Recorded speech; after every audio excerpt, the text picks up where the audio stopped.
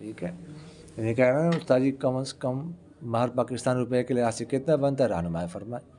تو ایک چاندی کا ایک تولہ 4627 کا بنتا ہے آج کا ریٹ۔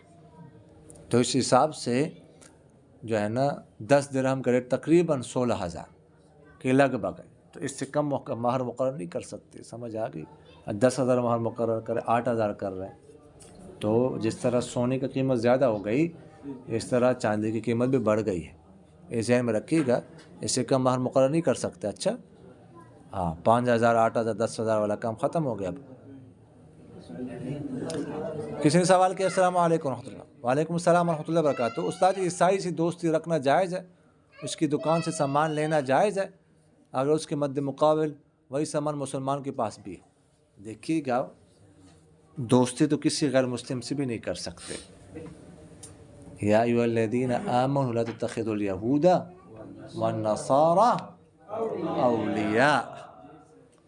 دوست تو کسی کو نہیں بنا سکتے، تعلقات رکھ سکتے ہیں، کاروبار کر سکتے ہیں، پارٹنر اس کو بنا سکتے ہیں، اس کا پارٹنر بن سکتے ہیں، پارٹنرشپ شرکت کر سکتے ہیں، اس سے چیز خرید سکتے ہیں، اس کو چیز بیچ سکتے ہیں، لیکن دوستی اور چیز ہے، تعلقات رکھنا اور چیز ہے۔ دوستی جو ہے نا وہ تو دل میں ہوتی ہے، تو دلی محبت اس کے ساتھ نہیں ہو سکتی۔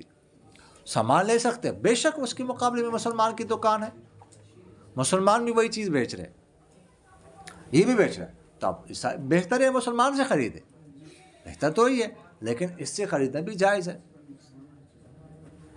اور بعض اوقات مسلمان گڑبڑ کر رہے ہوتے ہیں، غیر مسلم صحیح مال بیچ رہے ہوتے ہیں۔ اور ہمارے ہاں ادھر شہر میں مشہور ایک سکھ کی دکان ہے، کہ سکھ ہے، سکھ، اس کے پاس مسالہ بہت اچھا ہوتا ہے، سارے لوگ اس کے پاس جا رہے ہیں اور لوگ گڑبڑ کرتے ہیں۔ اور ایسے ہیں، آپ لوگوں نے دیکھا ہوگا، فلاں چیز ہے اس سکھ کے پاس ہے، وہ مشہور ہے، وہ اچھی دیتا ہے، اس کے پاس جاتے ہیں کہ نہیں جاتے لوگ؟ سمجھ آ رہے کہ نہیں یار؟ تو اس میں کوئی حرج نہیں ہے، اگر آپ کو اچھی معیاری چیز دے رہے ہیں تو اس کے پاس جا کے اس سے خرید لیں۔ سمجھ آ گئی کہ نہیں ہے؟ ٹھیک ہے، یہ کہہ رہے ہیں استاد جی کم از کم